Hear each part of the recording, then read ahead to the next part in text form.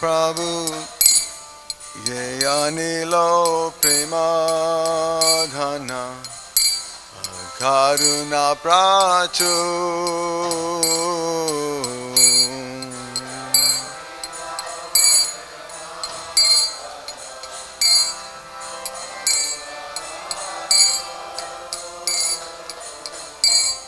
Ye Anilo Premadhana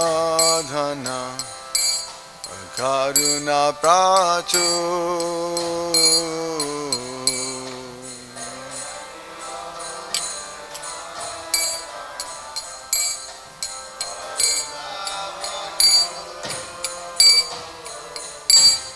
Hey no Prabhu Kota Gela Charjataku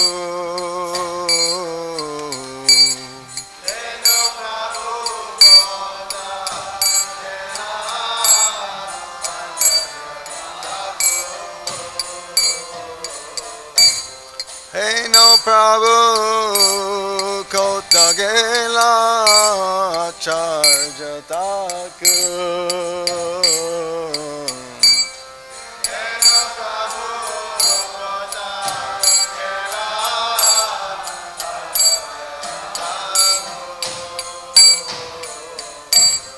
Kaho Mora Swarup Rupa Kaha Sanatan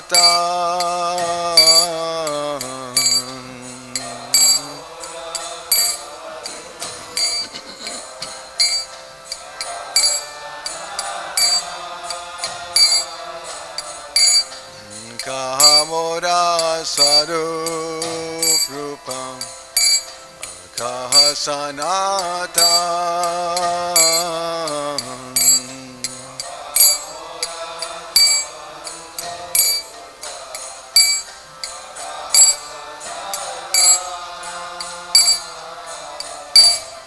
Kadasa Raghunata Patita Pavan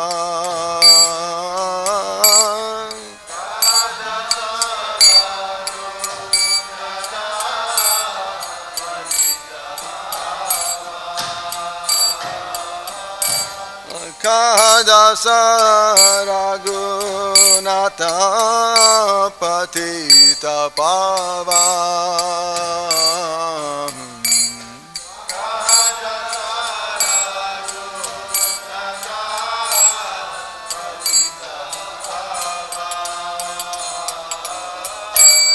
Kahamora Bhata Juga Kaha Kavira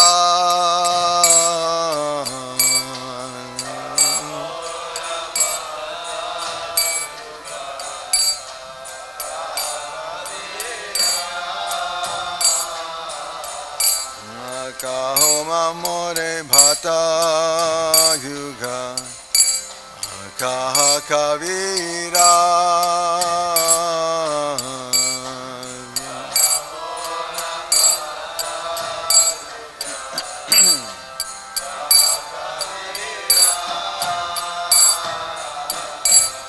Eka Kale Kota Gela Gauranatara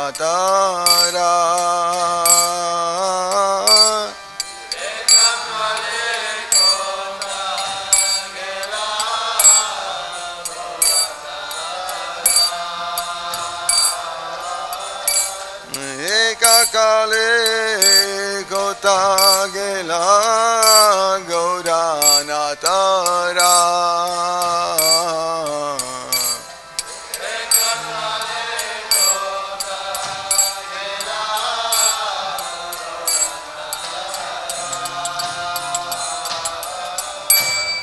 Pashane Kutivo Matam Anale Pashivo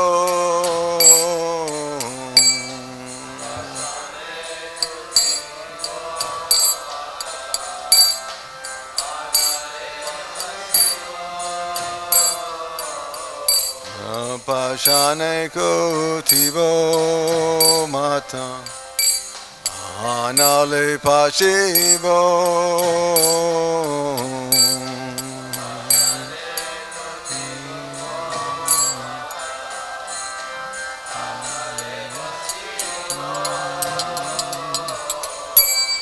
Gauranga Gunadanidhi Kota Gile Pavo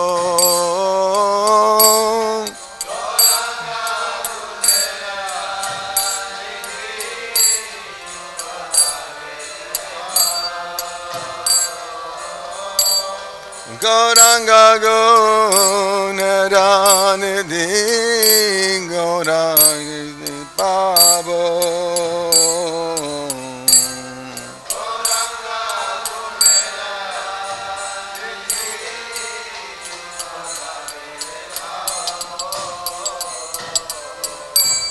Sevasa Sangira Sangam Je Koilo Vila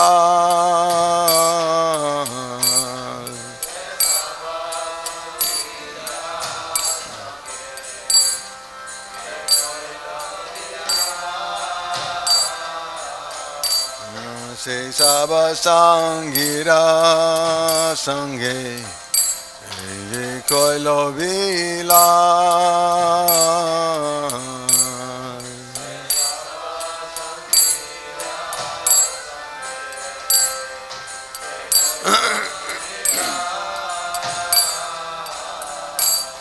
Se Sangana Paya Kande Nado Tamada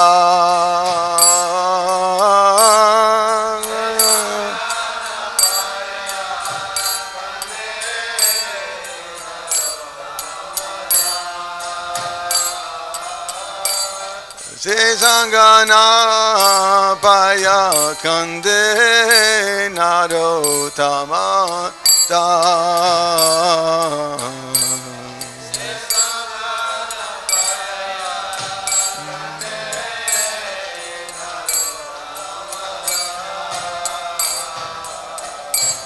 Hare Krishna Krishna Krishna Hare Hare Hare Rama Rama Rama Hare Hare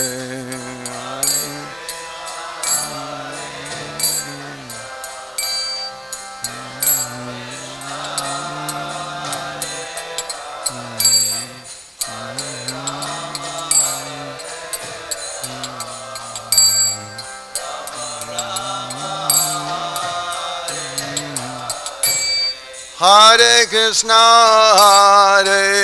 Krishna Krishna Krishna Hare Hare Hare Rama Rama Rama Hare Hare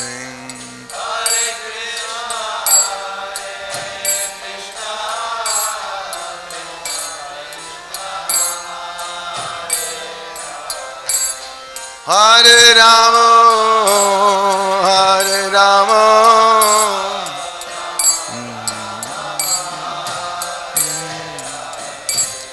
Hare Krishna Krishna Krishna Hare Hare Hare Rama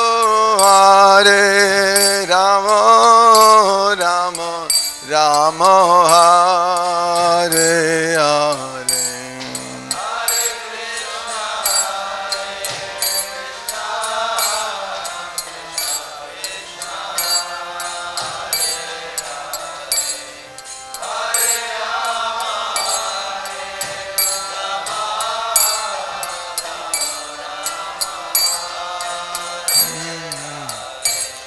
Hare Krishna Krishna Krishna Hare Hare Hare Rama Rama Rama Hare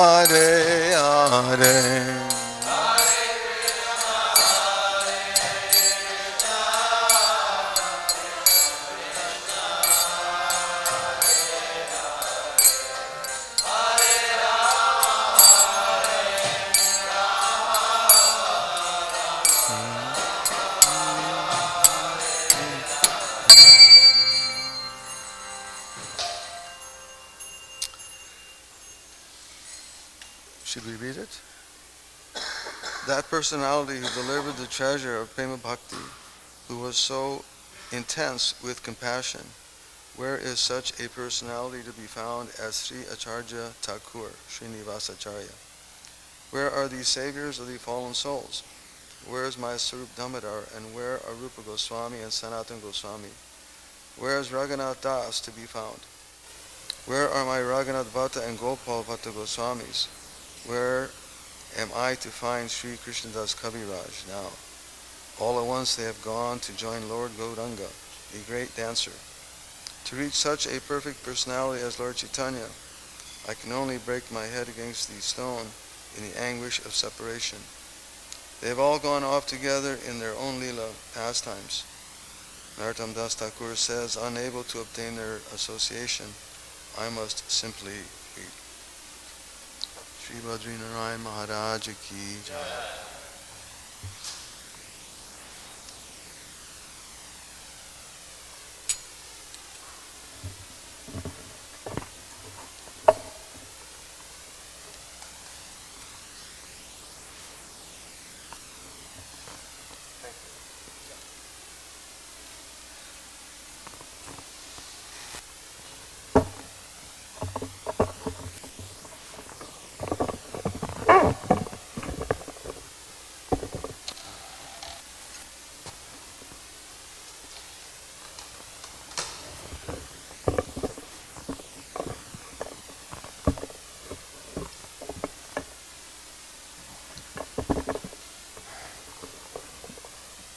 Hare Krishna.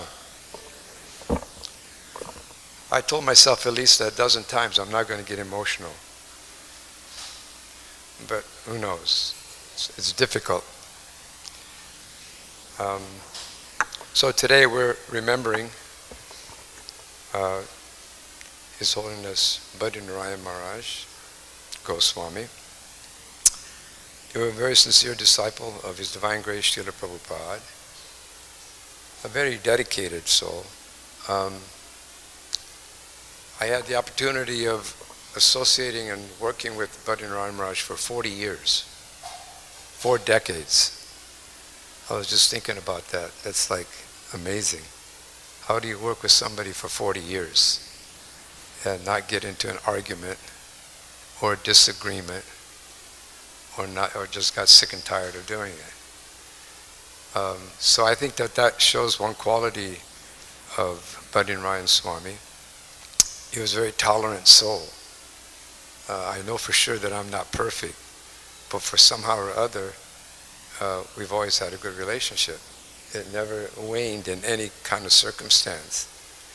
In fact, a lot of times, if there was some kind of a situation, he would always, we'd have a phone call about a particular situation. And he said, don't worry, Savas, I'll be the bad cop. You be the good cop. So that's kind of a slang for understanding that if there's a difficulty, I've got your back. Don't worry about it. That was Badrinarayan Maharaj, which is the whole 40 years that I knew him. And believe me, there was a lot of good cop, bad cop situations. In 40 years, you do accumulate a lot of scenarios, a lot of situations where are very taxing, very difficult, and almost impossible to deal with. But somehow or other, by his association, by his dedication to Srila Prabhupada's movement, we always happen to work things out. And of course, in the course of those years, there was ongoing situations. So it's not like it stopped. It went on and on and on. And still up to the point of his passing away, there were situations. So now there's a deep dark hole for me because I don't have a good cop behind me. Or a bad cop. I don't have that anymore. It's a loss, a big loss. And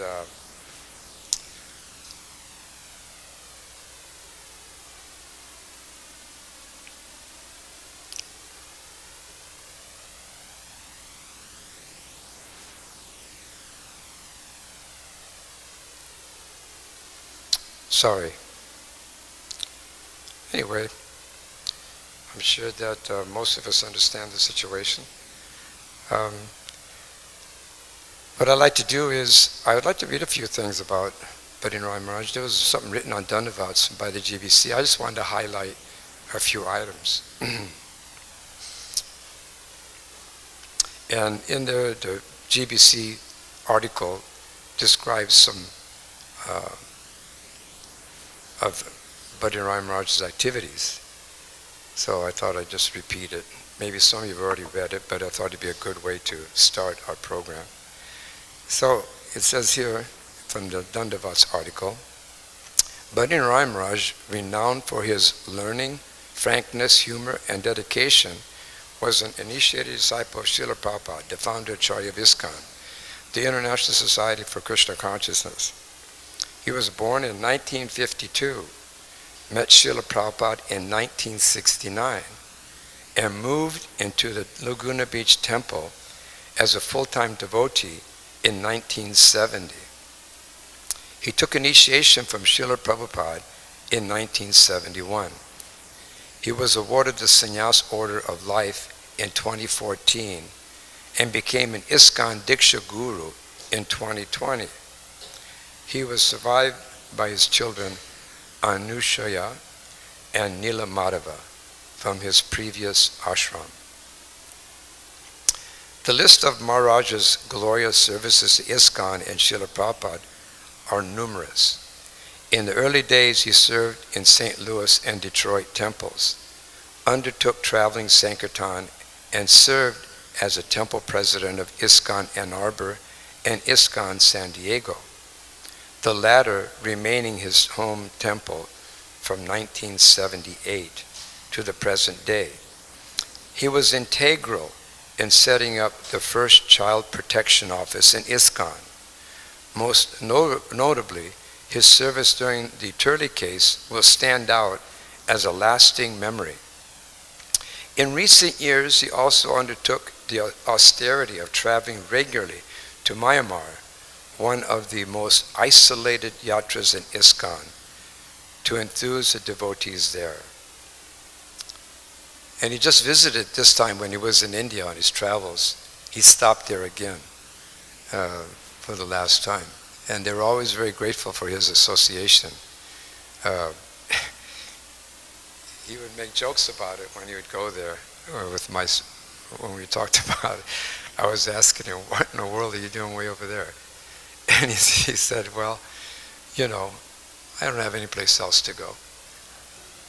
I mean, that's, you know, it was pretty amazing. I had nowhere else to go. So, I think that going on further, from our perspective, Maharaj will be remembered most for his contribution as a GBC member, a service he performed since 1987 with zonal responsibilities in North America. Badrinarayan Swami also served as the chairman of ISKCON's International GBC, was a member of the GBC Organizational Development Committee, among others, and the North American Regional Governing Body Executive Committee. And he did this in spite of all his health conditions.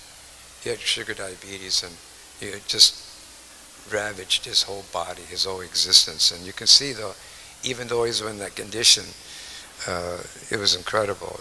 You know, Tidit and I witnessed when we were in Mayapur this time, and we had his association.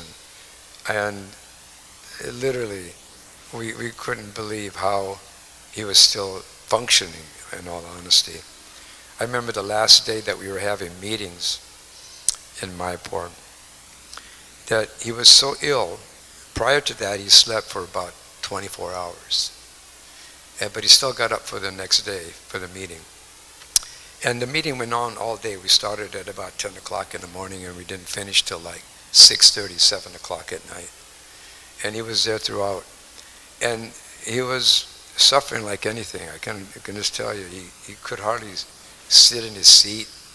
He had to, lay his head down on the table sometimes for half an hour, just to function. But that was his character. He was steadfast. He was determined to be there. We even encouraged him, you don't have to come. We're okay. We'll manage without you. But he said, no, no, no. No way. He just wouldn't do it. He had to be there. And I think that was his character in all aspects. Regardless of how difficult, he was there. He didn't budge. So I think that shows his character in joining the movement when he was just right out of high school. Barely like 18 years old. And met Srila Prabhupada and the devotees and moved in. By about 20 years old, he was already a temple president. Can you imagine? He was a devotee for 2 years. And he became a temple president. I mean, that's phenomenal. I mean, literally phenomenal. I mean, how many 19-year-olds do we have here? Do we have any 19-year-olds? No one, 19. Oh, we're all old here. But he was 19, and he accepted a position, which is incredible in all terms. I mean, at 19, you barely realize even what life is and who you are. What to speak of being responsible for pushing on Srila Prabhupada's movement. So, I'd like to read this letter that I came upon. There's a letter from Srila Prabhupada to Badrinarayan Maharaj. This is a letter that Prabhupada wrote in November 18th, 1971. And, quote, "My dear Badrinarayan Das, please accept my blessings. I am in due receipt of your letter dated November 7th, 1971, and have noted the contents carefully. Regarding your proposal to accommodate more indoor engagements for Sankirtan, and thus to avoid the severe cold of wintertime, is a nice proposal. And I am encouraged to hear that you are always thinking of how to improve the program of yours, St. Louis Temple. We should always be thinking of how to spread the Sankirtan movement by applying our basic principles according to time and place. And I especially want that my students enter into the schools and colleges and present our Krishna philosophy and sell our books. So you may do this in consultation with Brihaspati Das and other temple officers.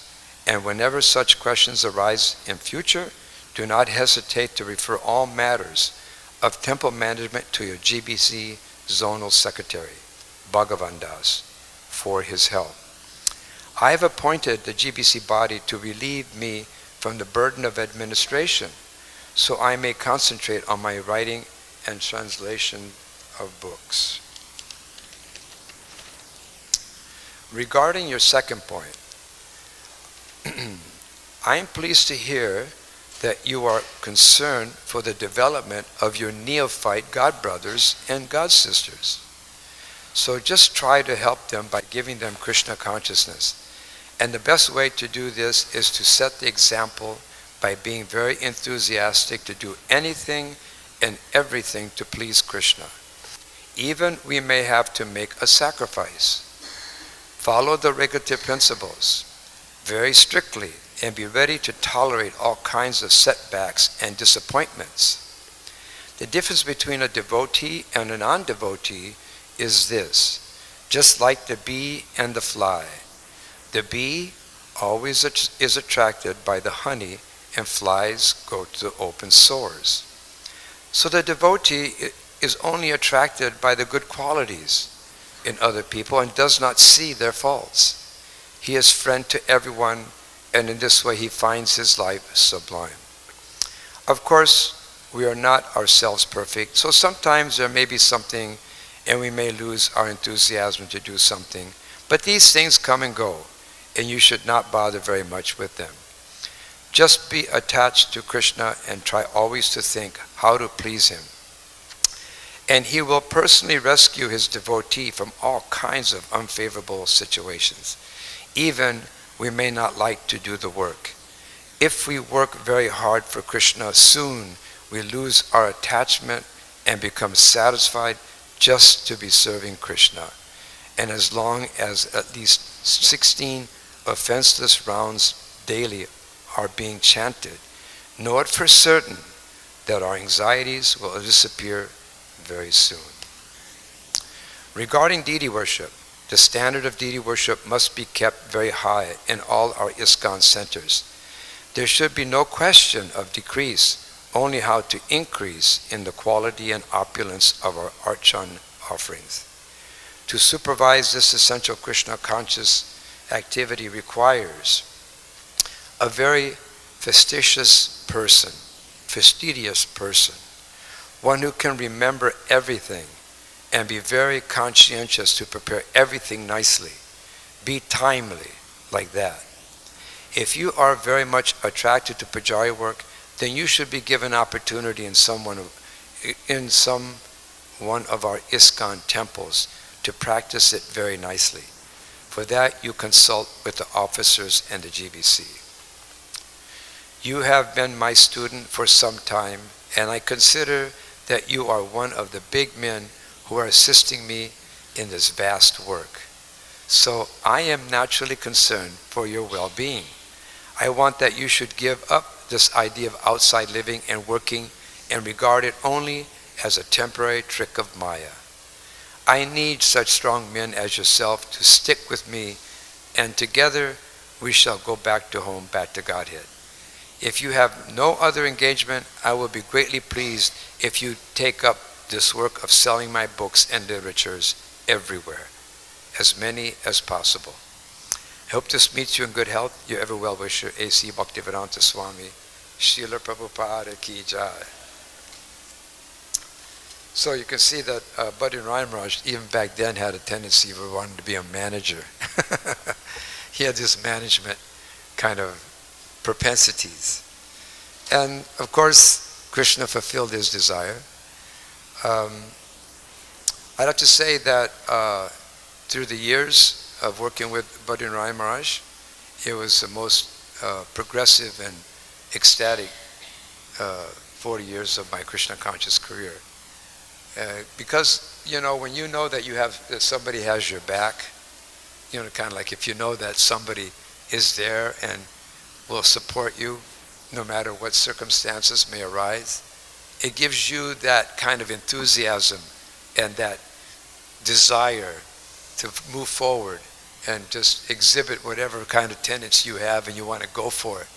So I'd have to say that that was part of the success of working here in New Dwarka. Tadita and I appreciate the fact that whatever kind of opportunity we had here, it was because of his support as the leader, the GBC. And because we felt we had his support and he had our back, then you tend to go out and go further. You take chances. You don't think about, you know, why shouldn't you just do it because you know you should do it. And you feel that somebody will be there behind you to support you. And so we felt that with him. And it was vice versa, because in course of time, Badrinarayan Maharaj always, you know, we always had conversations, and he'd always, you know, thank me for different things that I would do to help the situation in his zone.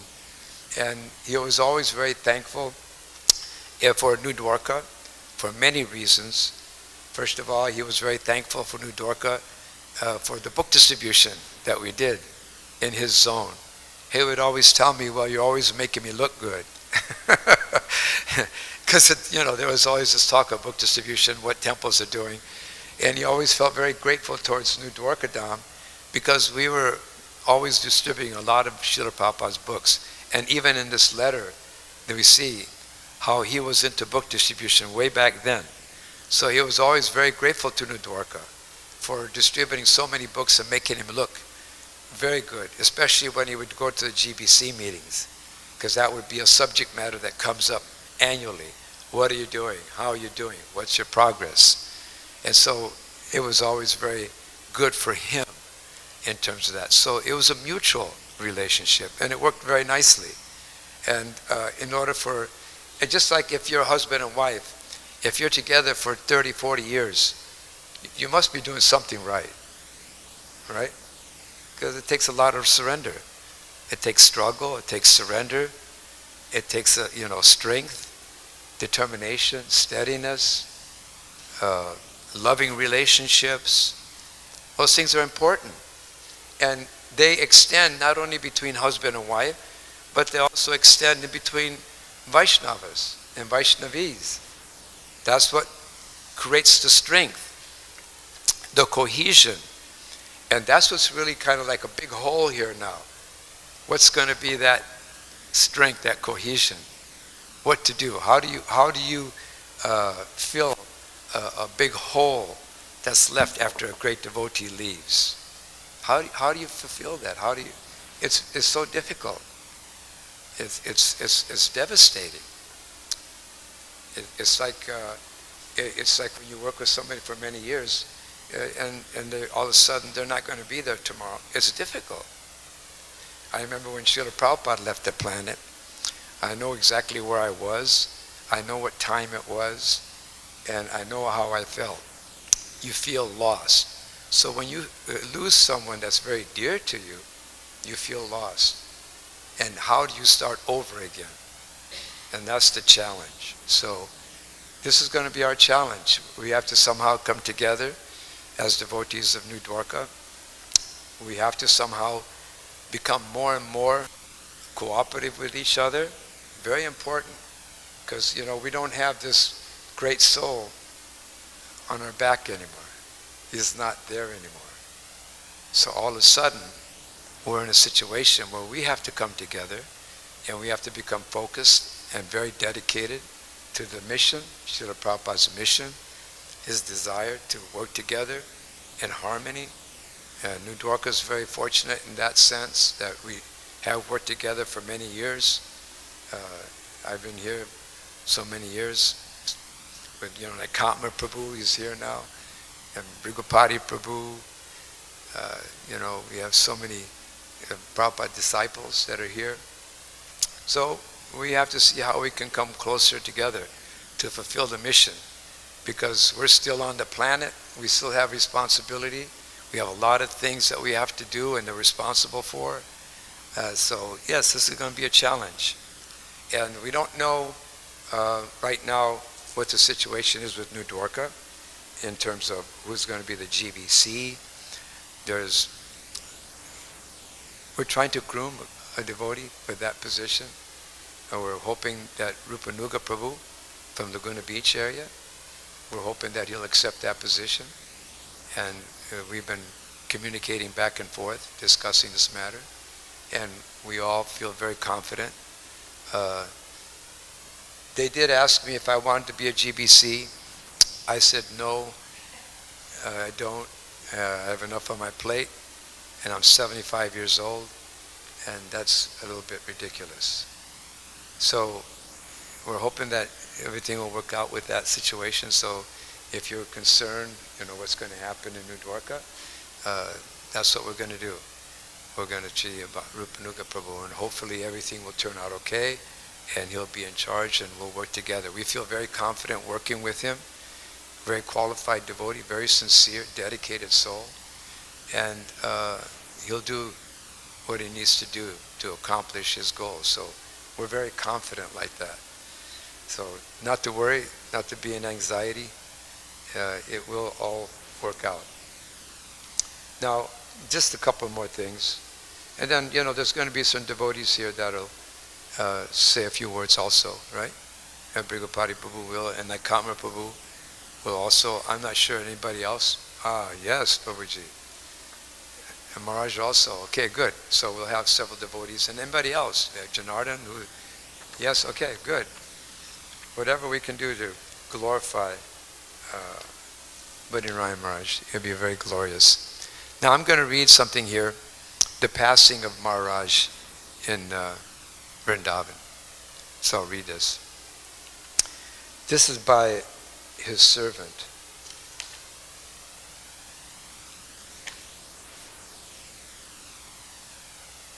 It's Abhaya Namdas, is that right? Yeah, I think that's, yeah, okay. So, Badrinarayan Maharaj's last day, as narrated by his servant. The 25th of February was a normal day. Maharaj was in a nice mood. We went to Mangal Arti and came back to the apartment at the MVT for chanting. Maharaj told me that he will not go to Srimad Bhagavatam class today. Later, as usual, he gave me some errands to run. He had his breakfast prasad while I went to the restaurant to have mine. Maharaj also told me to contact our usual auto Toto driver, Gopal, since he wanted to go to Loy Bazaar to settle some bills and to get some first-class rose and sandal incense. Isn't that incredible? That, he was thinking about how to serve Krishna. He was in Vrindavan. What's he thinking about? How to go to settle up any kind of money he owed and to purchase items for the deities. So, after 2:30 p.m., we set out for Loy Bazaar. We went to the Ganga Prasad shop first and then to Radha Rasa Vihari to settle those bills. Then we went to Ranganath temple because Maharaj wanted some South Indian style lamps. We looked for those in the shops in front of the temple, but with no success. Then Maharaj said, we will have darshan of Ranganath in the temple. Gopal told Maharaj that if we go from the front gate, we will have to walk a lot, while from the back gate, there is less to walk. However, Maharaj insisted on going from the front gate. He said that darshan of the Supreme Lord is not cheap. One has to take some trouble to go see the Lord. With that mood, we started to walk through the gates of the temple, and Maharaj felt a bit exhausted by doing so. He told me that he will not be able to walk that distance back, so I should tell the driver to come pick us up from the back gate. We had darshan and Maharaj gave a donation, rupees of 1,000. On our way back, Maharaj was feeling uncomfortable. He wanted to go back to the MVT, but we still had to get the incense. We went back to Loy Bazaar, got samples of the incense, and then we came back to the MVT. Once at the apartment, Maharaj said he will rest. I asked him about prasad. He told me he will not eat anything now. Maharaj was also planning to go for a motorized Govardhan Parikrama, as he calls it, the next day at 6:30 a.m. I asked Maharaj about breakfast prasad for the next day. He said to get anything I like, he will think about it the next day for himself.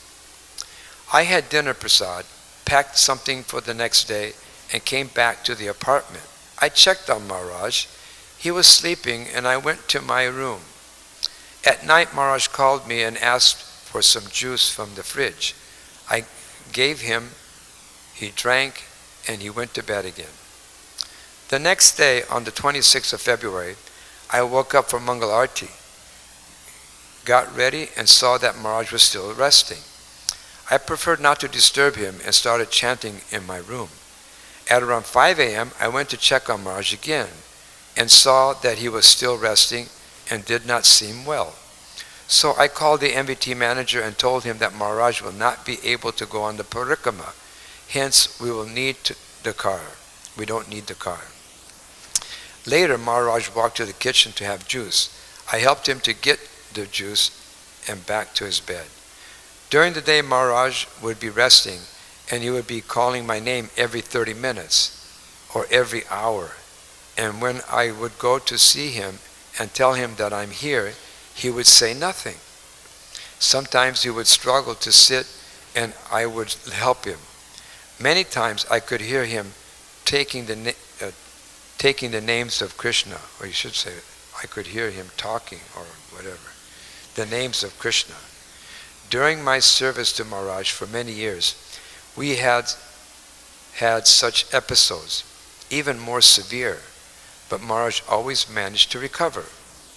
In the evening, I went to get prasad from the restaurant at around 7 p.m. I got the prasad packed and came back to the apartment at around 7:30 p.m. I checked on Maharaj and he appeared to be resting peacefully.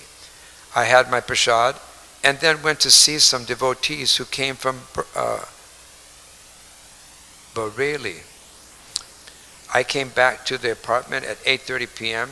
and took some rest on the couch outside of Maharaj's room. Normally when Maharaj was sick like that, I used to sleep just outside his room when we would be in Vrindavan. After a short while, I was intrigued that Maharaj had not been calling me for quite a long time. This was around 9 p.m. I went in Maharaj's room and called him. I shook him gently and saw that he was not responding. I felt something was really wrong, and I was overcome by fear and confusion. I called Shankarshan Prabhu, a devotee from San Diego, who came to give Maharaj some Lakshmi for Radha Giridhari's silver paraphernalia that Maharaj wanted to be made. He came and checked his pulse, but there was no sign of any heartbeat. I went to the reception to ask if any doctor could come. The receptionist gave me a number, but no one picked up the call. Then I called Panchagoda Prabhu and told him about the situation. He said that he will be sending some devotees. I also informed His Holiness Bhakti Anugraha Janardhan Maharaj. After a short while, a doctor came and confirmed that Maharaj had left his body. Maharaj was so immersed in the service of Shri Radha Giridhari and of Srila Prabhupada, he was always thinking about giving the best to the lordships, and he never missed an opportunity for sharing Prabhupada's pastimes. He came to India after 2 years to finally go back to the eternal pastimes of Shri Radha Giridhari. His Holiness Badrinarayan Swami Maharaj Ki Jai. Srila Prabhupada Ki Jai. A few more things about Maharaj. It was that he loved Rath Yatra in New Dwarka here. He loved it. We had so many conversations, long conversations about Rath Yatra. And he was felt so dedicated to manage the first shift of free feast, prasadam distribution. It was one of his favorite pastimes. He said he used to love going there. And when he couldn't help, he just sat, but he watched all the people that were getting prasadam and how happy they were. And he said that that made his day. He loved it. And without fail, except for maybe 1 year or something when he was really ill, he made it there every year. And he made sure that the San Diego devotees were there fulfilling their time slot to make sure the prasadam distribution went on without a hitch. And he did this very devotional. It wasn't just artificial. He was really into it. He was really absorbed in it. And that's kind of unique, because of all the booths that we had, that was one of the more secure positions that we always had the same people coming, the same devotees from San Diego, and they would be there. We wouldn't have to worry about anything. Didn't have to think about it. It was there automatically. That slot was filled. And when you're trying to do the Rath Yatra festival, when you have that kind of assurance, it makes you feel really good. You don't have to think about it, because the Rath Yatra festival is an insurmountable festival. Can't even determine how to explain it to you. But it's a lot of pressure, a lot of intensity, a lot of high nerve problems, and always some kind of a situation occurs. But we could always feel that San Diego had us covered, without any doubt, without any thought. And the second thing he liked to do is, of course, go to the questions and answers booth. He loved that booth. He loved it. He said that it made his day, it made his week. So he was always there. And just to back up a little bit, Badrinarayan Maharaj, when he was a devotee, a young devotee, he got married. He had 2 children from his wife. His wife, she left Krishna consciousness, and so he was actually responsible for his 2 children, his daughter and his son. And at that time, he was a temple president in San Diego, and I would have a lot of back and forth conversations with him. And it was amazing what he did. He didn't ask the temple or the ISKCON movement to give him any money to support his children. Never asked. He never asked a penny from the San Diego temple. Instead, what he did, he would go out and distribute or sell paintings. And he did that for years. For years he did that. He traveled overseas, all over the place, to support his family, his 2 children. He put them through school. His daughter went to USC University and she was graduated. I can't remember exactly, but I think she was involved in, advertisement, something of that nature, in that arena. But he did all this while he was a temple president and never asked anything from the temple. So it just showed his responsibility. He was a very responsible person. He was very dutiful, not only to Srila Prabhupada, but even to his family. And what kind of pressure that is. Those of you that have children, you know what kind of pressure it is to raise children. It's not easy. And to be able to do that and at the same time manage a temple. Can you imagine? You're managing a temple, taking care of his 2 children, going out and distributing, selling paintings in order to manage his household. What a dedicated soul he was. Never complained. I even asked him on many occasions, how's it feel, how's it doing?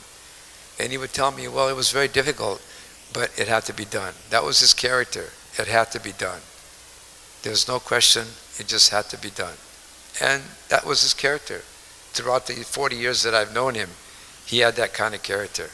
It has to be done. And he did it very nicely. He definitely loved Rukmini Dwarkadish. And no matter what conversation I ever had with him, he would always bring up Rukmini Dwarkadish. And of course, this is where he really became a devotee, in New Dwarka.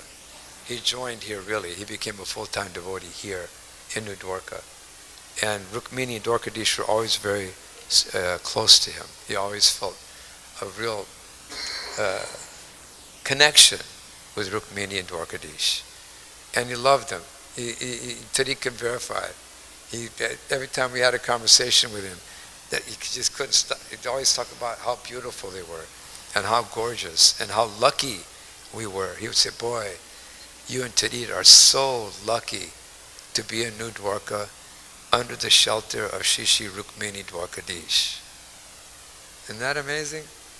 That was his mood. So how lucky all of you are that you're under the shelter of Rukmini and Dwarkadish. And so many things have happened here at New Dwarka. So many things have gone on, and through it all, Rukmini Dwarkadish are still standing tall and beautiful as anything.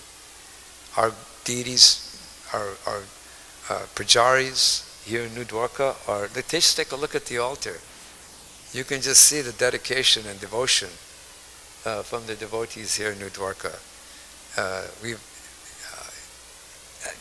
increased tremendously from those particular days. So we're very fortunate. And he was very conscientious and always wanted to see the flower outfits. He said that, he would say to me on so many occasions that New Dwarka had the best flower outfits ever. And he was really serious. He was very happy. For him, that was just a very pleasing. And he always would tell me, not always tell me, but on many occasions, he would say to me how happy he was that he had New Dwarka in his zone. That was glorious for him. It made him ecstatic. And that encouraged us. It enthused us to want to make him happy, to make him satisfied. It made me dedicated to be, make him feel satisfied. And that it was mutual. Like I said, he always had my back. And if there was any problem, he would be there. And not too long ago, there was a difficulty. And he was right there. He said, no way. Don't bother Savas. I don't want to tell you what was happening, but it was on the upper levels of ISKCON. So, yes, what can I say else? We'll miss him. He was a great soul. Like I said, it's very difficult to fill a 40-year gap. It's really, it'll be a challenge. But, it just gives us an opportunity to rise up in New Dwarka and become more, like for instance, when Srila Prabhupada left the ISKCON world and we were all alone, we were just young devotees and we felt lost, we felt, what are we going to do? How are we going to go forward? And of course, not all of you are going to feel that about Badrinarayan Maharaj, because maybe you didn't have that relationship with him. But I can assure you that it's going to be a challenge. Things are going to change probably in a very particular way that we won't like and we might like, I don't know. But things will change. So that's why I'm saying that it just should give us an opportunity to come together, try to solidify our relationships and our service to Srila Prabhupada and to Shri Rukmini Dwarkadish and Shri Jagannath Baladev Subhadra and Shri Gaurnitai. It gives us an opportunity to step forward, become more mature, become more responsible, and take up this mission. Because, I'm sitting here and you never know, right? I mean, you take a look at myself, Nekatma, Brigupati, we're in our 70s. That's getting up there. So when you get our age, you think, well, what do I have? 5 years? 6 years? 7 years? Maybe. So these kind of situations should be a wake-up call for all of you that are the younger devotees here, that take it upon yourself. This is a big project. It has so much to offer to the ISKCON society, movement.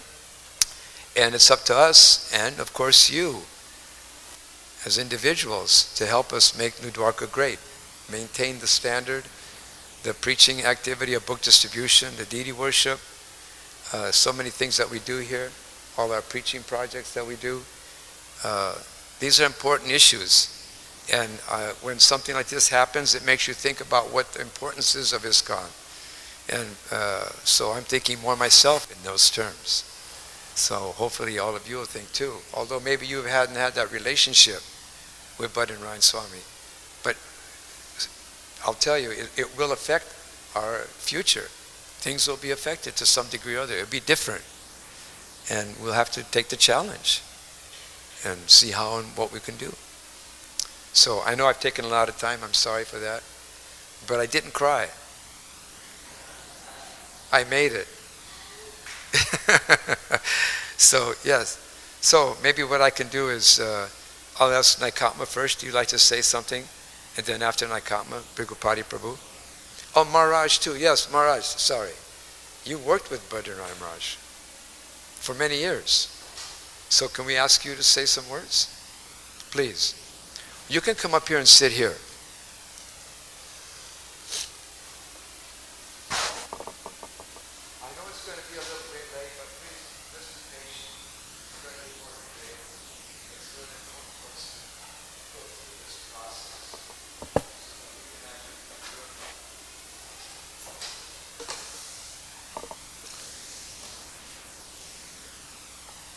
Starting to think about where to start and how to keep it brief. I've known Badrinarayan Maharaj since probably 71. Been acquainted with him probably since 1971 when I was a brahmachari in Honolulu. Starting in the spring of 1970, I was taking care of the first tulsi trees in ISKCON. And this kid would write us from Detroit. Devotees would write Govindadasi, and then she and I would sit down and answer their letters together, and we kept getting letters from this kid in Michigan. And probably him more than anyone else. And then some years later, I had been running a Gurukula in Hawaii since the late 70s, and probably mid-80s, early to mid-80s, we moved to Bhaktivedanta Village. And then Badrinarayan and I became friends because his kids were enrolled at Bhaktivedanta Village. Anasuya was one of my beginning Sanskrit students. And then after that project closed, he encouraged my former wife to move to San Diego and start a day school there. So our family ended up moving to San Diego, and we lived there for many years. And what I saw in Badrinarayan Maharaj's character was that, I think I read this in someone else's comments somewhere online over the last couple of days, that he always wanted, whenever he was working with someone, he wanted them to be better than he was.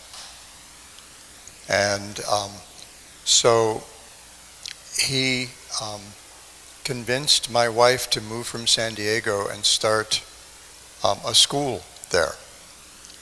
And she ran a day school there for many years. She even actually managed it without pay while she was working outside, because as the devotees moved to Alatra, because it became very expensive to live in Pacific Beach. So many of the devotees ended up moving to Alachua, and the school was struggling. So in order to keep the school going, she managed the school while she worked an outside job and went back to school herself. And he was always there, encouraging her and encouraging our two daughters. My older daughter, Krishnamai, for many years, even though not initiated, cooked the deity sweets. And Badrinarayan Maharaj, she said, she's better than initiated. She was born in ISKCON. She was raised by nice devotee parents, and she has a wonderful service attitude. So she would cook the deity sweets for several years. She also ran a preaching program in Encinitas, but that's a different thing. And for years, Badrinarayan Maharaj would tell devotees, best burfi I've ever had, hands down, Krishnamai's burfi. And he encouraged me, even though I was working outside. He cajoled me for a couple of years to give Bhagavatam classes. I wasn't ready to do that. I'd had a little issues with ISKCON's leadership in the mid-80s. But he eventually convinced me to give Srimad Bhagavatam class regularly there. And he encouraged me to take up helping worship the temple's Govardhan Shila, something I was a little reluctant to do, but he just kept after me. And finally he just said, just try it, you'll see, you'll like it. And I did. Later, my wife and I moved back to Hawaii because I got a tenure track job teaching at the community college on the Big Island. And he was always happy whenever we would visit San Diego from Hawaii. And then sometime after that, I accepted sannyas, and this is one of those places. There are people around the ISKCON Society who have occasionally run into Badrinarayan Maharaj's sharp edges. And I was kind of in that space for a bit. But when I went back to Hawaii about 6.5 years ago, he became my biggest supporter and my biggest advocate, my strongest advocate.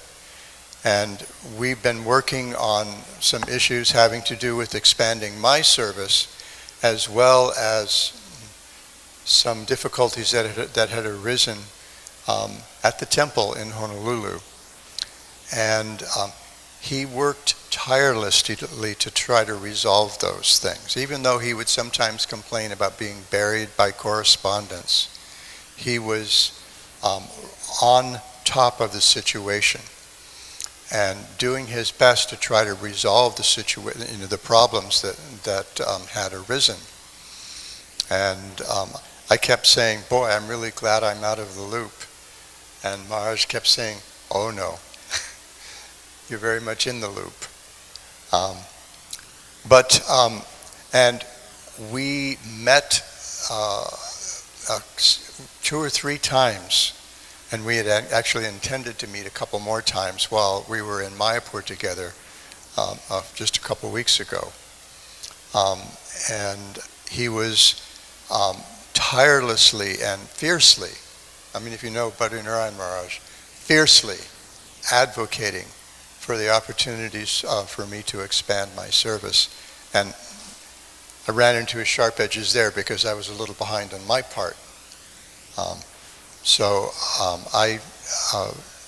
When I got the text the other day that said he had passed away, I did not know how to respond. I absolutely did not know how to respond. There was like, I don't know, there was quite a storm of feelings going on with all these things. One more thing, Subhasprabhu was talking about his care for his family. His children were close to our family. His daughter Anasuya was one of my older daughter Krishnamayi's best friends for many years. And he was a devoted father. He loved those kids. He did his best, his very best, to take care of them. They both emerged with their heads on straight. And whenever I go to San Diego, I always spend time with Neela Madhava. And if I'm lucky, I'll see Anasuya. And of course, we look around to make sure nobody's camera's out, because there's always a hug. With Anasuya and me, there was always a hug. She felt that close to our family. He was very supportive, very nurturing of his children, and I know I'm headed to San Diego Tuesday afternoon, and I know what the next week is. I know what big part of my service is going to be next week, crying with a number of devotees, especially some of his disciples, but also just old friends who'd been working with him all those years. There's quite an amazing householder community in San Diego, devotees who've been solid there for decades, 30, 40, 45 years or more. And their cohesion, the cohesion of that community, is largely due to Badrinarayan Maharaj's presence there. That was his, as Sravas pointed out, his home since the late 70s. And I don't know what I'm going to be walking into Tuesday afternoon when I get there. But I know how to honor his confidence in me. I know the things that I have to do. And in the meantime, I am going to just give as much of myself as I can to those devotees for the few days, the 6 or 7 days that I'll be in San Diego. Because if you think there's a hole here, it's just a little hard to imagine what the San Diego. It's hard to imagine the San Diego temple without Badrinarayan Maharaj. So he knew this was coming. We all knew this was coming. It was not a surprise, but it was a shock.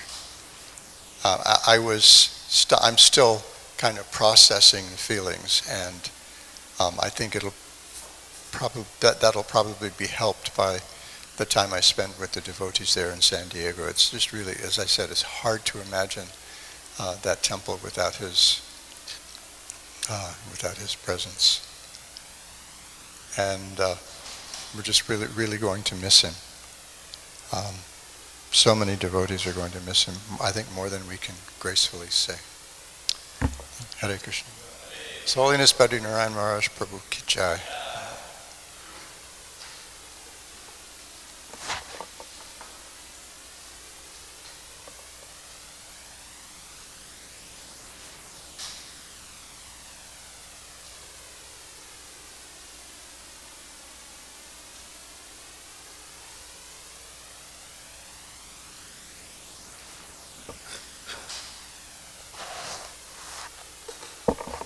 Hare Krishna.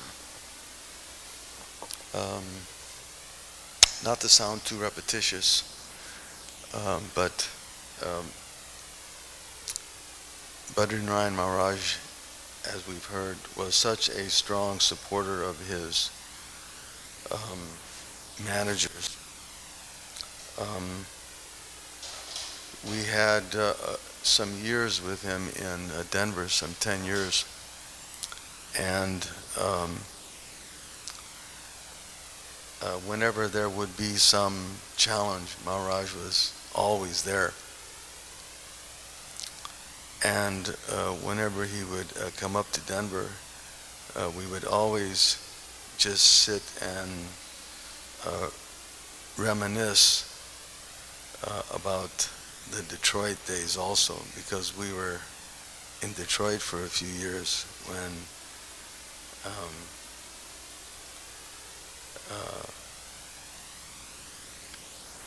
we were serving there. But we would sometimes talk about the early days when he first joined there on Jefferson, and he would have some pretty interesting pastimes. As we heard, Maharaj had a great sense of humor, and when you first would meet him, you would feel like this person is so critical or cynical. Why does he talk the way he does? But when you spend a little bit of time with him and you would absorb what he had to say, it was such a wonderful, profound realization and sharing that Maharaj and perspective Maharaj was sharing with you. And I just would appreciate his real quick wit. He could always respond to somebody, and he'd always give these practical life experiences, and he would learn how to, I don't know if he was reading all sorts of stuff out there or what, but Maharaj would always be able to pick up these social experiences and relate them in such a nice way to Krishna consciousness. And so my experience with him was that he would always, again, be very supportive and had a great sense of humor. Every time he would come here to Los Angeles and we would talk, the first thing he would say to me is that Denver and Radha Govinda really miss you. We had moved from Denver to Los Angeles. The first thing he would always say every time I saw him, and whether it be at Rath Yatra or whether it be here in the temple room or just here and there, he'd always get into, what's going on with Radha Govinda. And I know you're here. And he said, I'm very happy for that. But Radha Govinda really miss you. So it was such a friendly, and he would always ask, and he would comment that, how is Raimuna doing? He would always ask me. He was so caring, a very loving personality, and for me it'll be a big vacuum. Hare Krishna.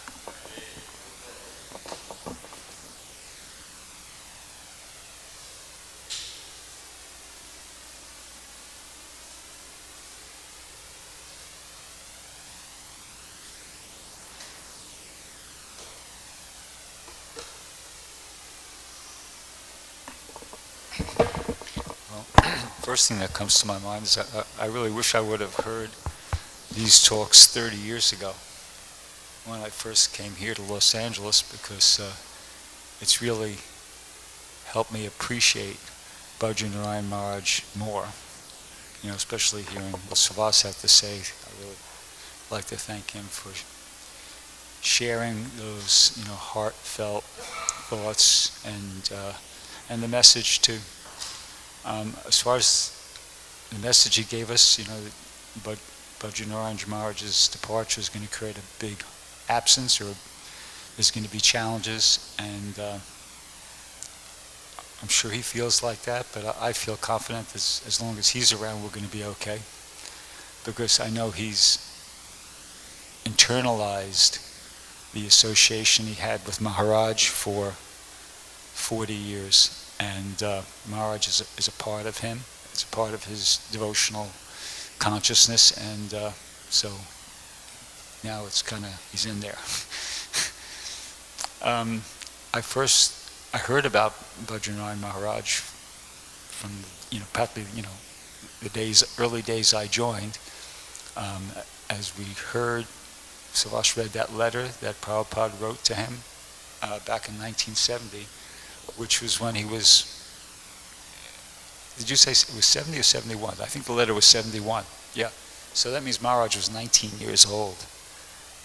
First thing that came to my mind was, wow, imagine getting a letter like that from Prabhupada, a nice, long, well thought out, letter from Prabhupada when you're 19 years old. And this is no ordinary person, no ordinary soul. And Prabhupada kind of, at the end of the letter, he said, so I can be my disciple for a while now, a year or two. But Prabhupada said, I consider you one of the big men, in the society, and I need big, strong devotees like you to go back to Godhead with me, something like that. Certain devotees have a special connection with Prabhupada. I mean, that's kind of, maybe I hope that's not too speculative, but I feel he's in that category. Definitely had a very special connection with Prabhupada. So as I said, I'd heard about him since, the days I joined, but I didn't meet him until 1995 in Laguna Beach. And I was kind of like at a low point in my Krishna consciousness. At that point, I was kind of transitioning out of an arranged marriage that I was forced into, and I was kind of, my hair had grown out a little bit, and I met him, I wasn't dressed in devotional clothing at the time, but he heard I was coming to Los Angeles, I guess, I can't remember how, but he made a comment to me that, oh, you'll love Los Angeles, it's got everything, it's got nightlife, it's got this, it's got that. And I thought to myself, why is he saying that to me? I must look really out of it.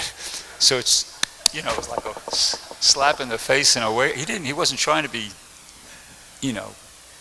mean or anything like that, but he's just being honest, and that's what he was perceiving. So anyway, it helped.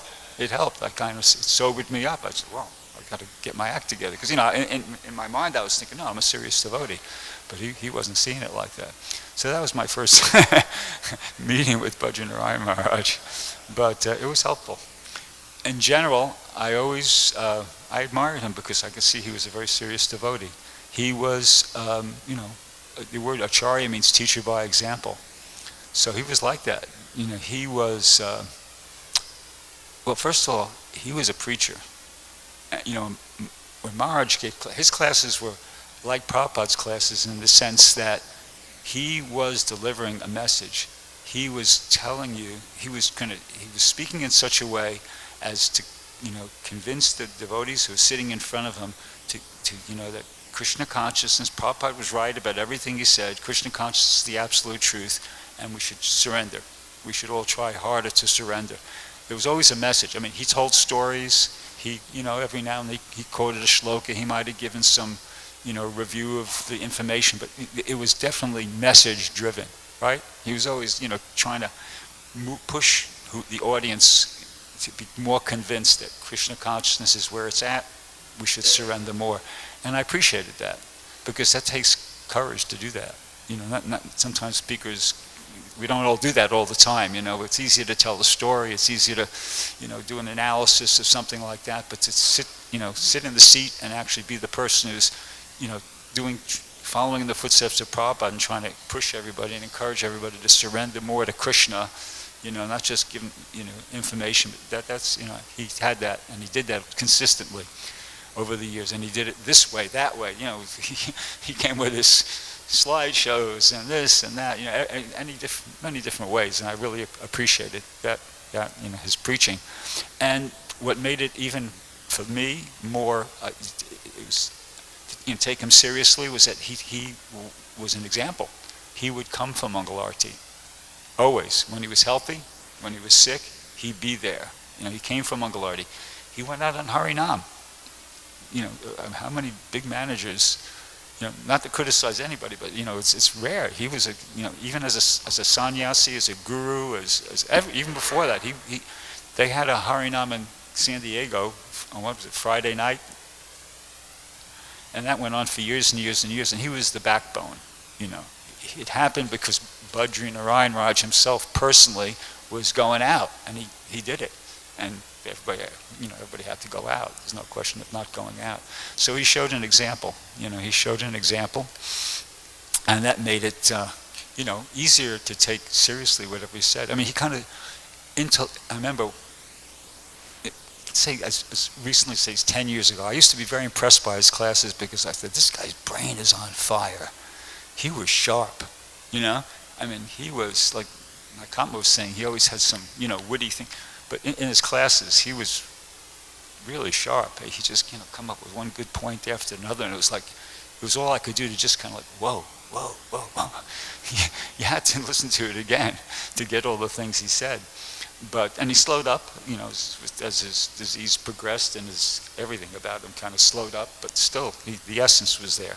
I mean, I listened to the class he gave just, I guess it was 5 days ago now, or whatever, in Vrindavan. It was, same points, but anyway, he was still right on target, the same, but not as quick, but the essence was there, the message was there. So he was an acharya, he was a preacher, and manager. I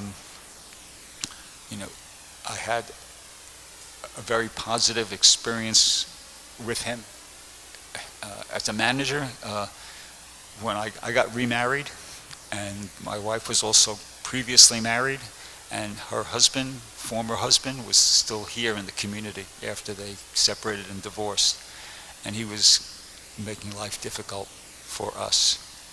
He was harassing her and in different ways, and not cooperating with child support, and even trying to convince the government that my wife shouldn't have custody of her daughter, and he should, but he'd done nothing. Anyway, he was being an overall general nuisance, and really nobody wanted to deal with it because he was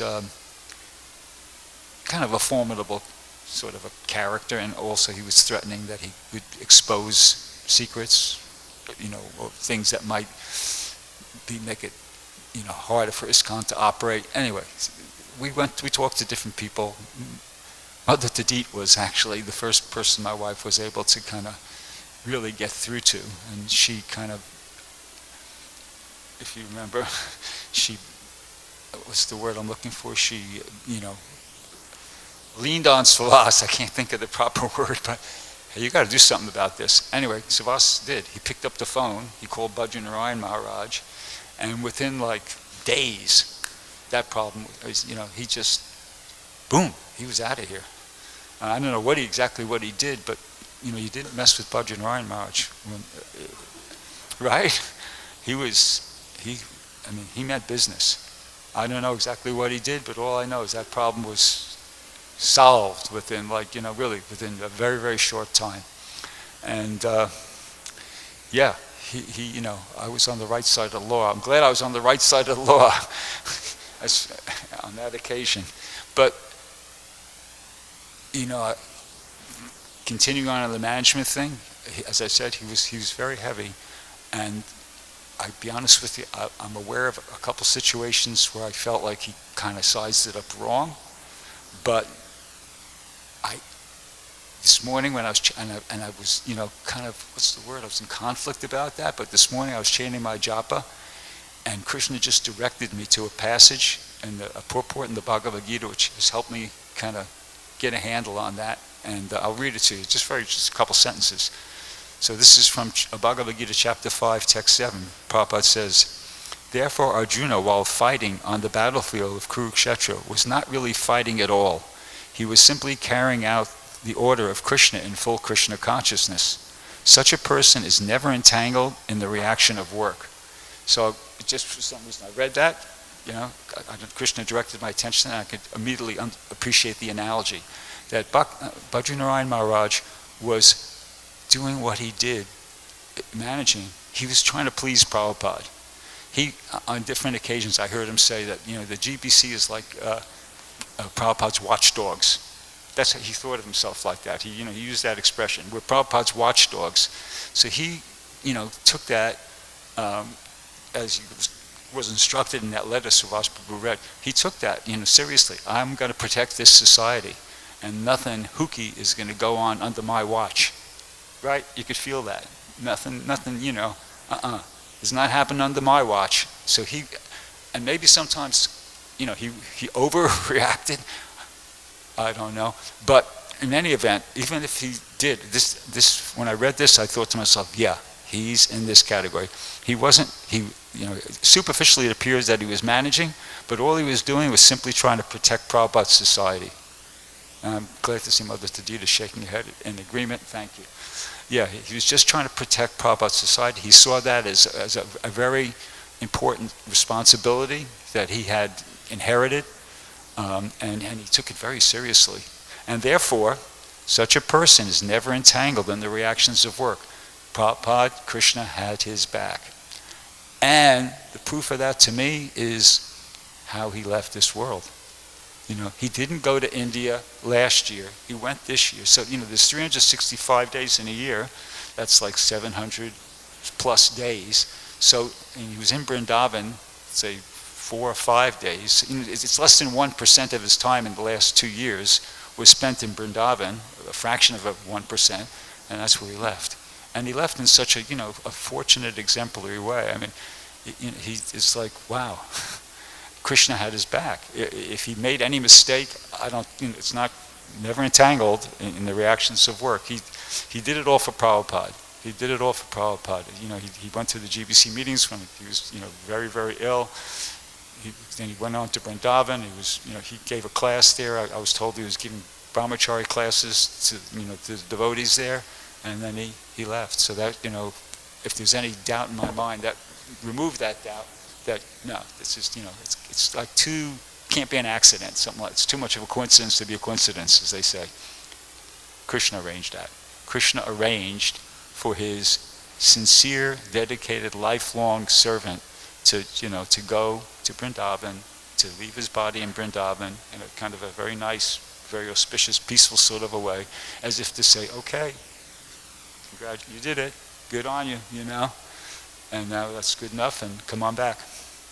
And that's, as far as that goes. Let's see if there's anything else I want to mention here while I can.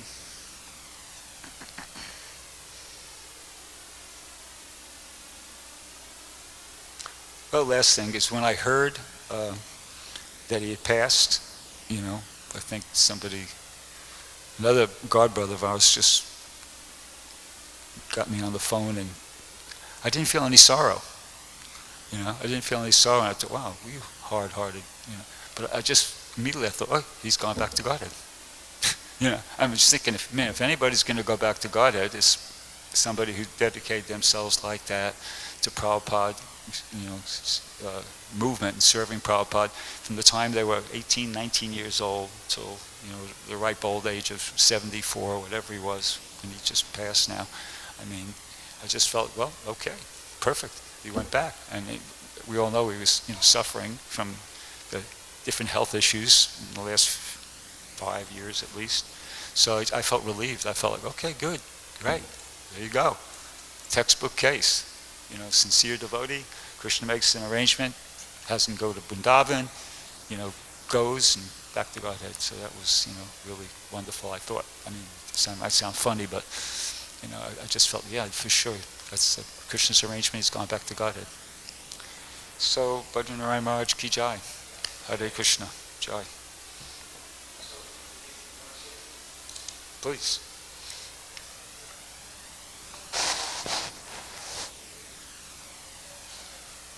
Get the mic.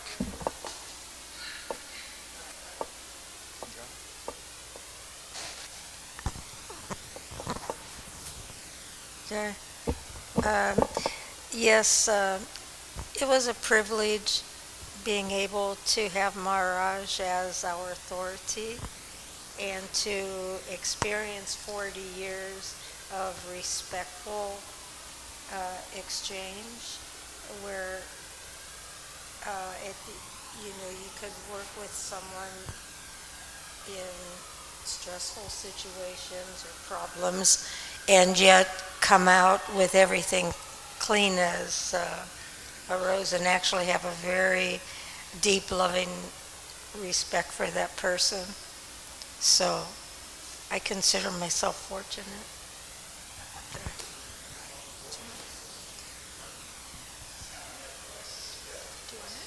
Yeah, I think what we'll do is, let's just take with the time factor, so we'll have Janardhan Prabhu, let's do him first and then Bhakti. Okay, so Janardhan first, he lived in San Diego under the shelter of Badrinarayan Swami. Well, I first want to thank all the other devotees who've given their offering to Badrinarayan Maharaj. It was wonderful and I appreciate it. I just hope that my words can be as well received by Maharaj as yours were.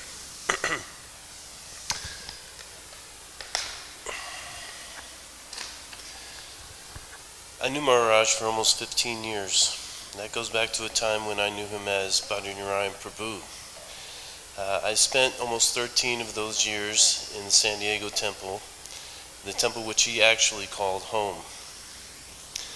I thought it was very appropriate to the good cop, bad cop analogy you gave earlier. And there are so many bad cop situations that I could, talk about. But just to summarize it, yes, Maharaj was very strict and very heavy. So heavy, in fact, that he could easily make the most arrogant and stubborn devotees cry when he chastised them.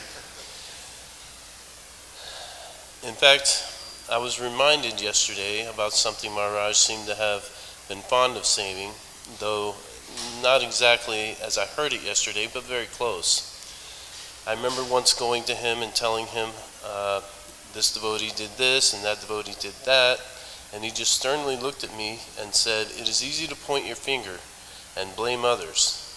Just grow up and take responsibility." Talk about heavy. That was like a punch to the false ego's gut. That was the one time he almost made me cry. But I digress. I want to talk about some of his good qualities. Maharaj was strong-willed, very intelligent, determined, and outgoing. He always got involved and was at the center of everything. He was understanding, a good listener, and a problem solver that was usually beneficial to all involved. He was really good at multitasking on the high end of things. He would do his GBC duties, manage the temple almost on the temple president level, as well as doing his projects, cooking, and getting his hands dirty with the gardening, all at the same time. Mad respect for such a feat. Most don't realize that he really liked to take care of the flowers that were to be offered to Krishna. The temple, to this day, has numerous rose plants and plumeria trees, thanks to Maharaj. No one could tend to these without his permission or supervision. I think that the gardening was probably his favorite service. Though finding time to do it was not easy, he really loved working on the garden. Finally, Maharaj loved to tell stories, and he had a pretty good sense of humor. Though his jokes made sense only some of the time, luckily I was old enough to understand the few that I got. Him and I had quite a few good times while I was in San Diego, but I think my most fondest memory of him was maybe almost 12 years back. I had just started serving on the altar as one of only a few pujaris at the time, and had numerous other services including some temple maintenance, installing and managing the temple broadcasting system, cooking, pot washing, you name it, I was probably doing it. So you can imagine that I was spending more time than usual with Maharaj, working out problems, keeping him updated with my services, as well as taking on new services and serving him personally when I could. We had, interestingly enough, built a strong rapport between the two of us so that we even talked on a personal level on a few occasions. Casually speaking back and forth, not just him hearing me, I also got to know him on a more personal level. Though I tried to keep the etiquette in check, I honestly believe that Maharaj really wanted someone he could relax and relate with. I think that I was one of the few who knew that when he first joined, his father secretly offered him $1 million to leave the temple and go back home with him. We really became close during those earlier years, so much so that before I realized it, I was driving him around, running his errands, giving him massages. I certainly didn't think I would have been the one filling that particular place in his life, yet there we were. Maharaj also seemed to have a secret fetish for foot games. He'd catch me off guard one day, and then I would catch him off guard. Back and forth we would go, trying to get the foot mercy. One time Maharaj had to go up in the attic. Speaking of which, you were mentioning the paintings that they used for maintaining. Again, I think he collected these paintings at this time for selling to raise money for art paraphernalia. Let's see, where was I? One time Maharaj had to go up into the attics of the temple to retrieve some paintings.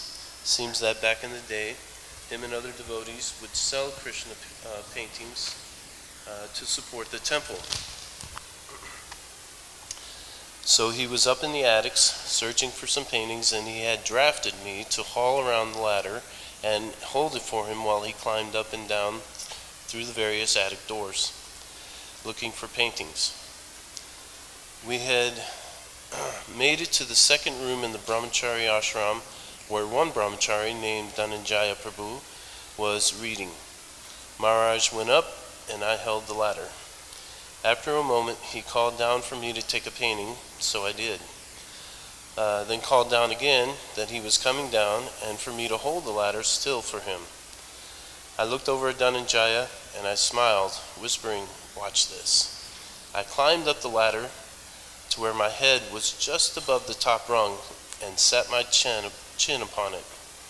Maharaj couldn't see me because he had to turn around to step down onto the ladder. And sure enough, he planted his foot squarely on my head.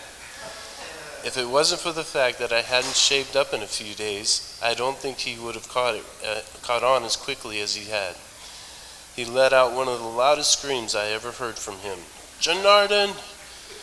I really wish we could have got that one on video. However, the following Sunday, Maharaj caught me in the feast as I was talking to one of the congregation members and practically wrestled me to the floor, trying to grab my feet. Now this is during a Sunday feast, and there were at least 100 people in attendance that day, and boy did they get a show. If I hadn't gotten caught up in some of the chairs we lined up along the walls for the guests, I think I could have escaped. So needless to say, Badrinarayan Maharaj got his revenge on me, and for I'd say at least a minute, Maharaj wrestled with me and then rubbed his head on both of my feet. And there was nothing I could do about it. Talk about embarrassing. Even though I had my share of chastising from Badrinarayan Maharaj, and I am only the better for all of it, Maharaj was a great influence on my spiritual life. It really makes me happy and yet sad to remember these pastimes with Maharaj. Maharaj, until we can be together again in the spiritual world, I really miss your association. Just as I'm sure all the other devotees you were engaged with also miss your association.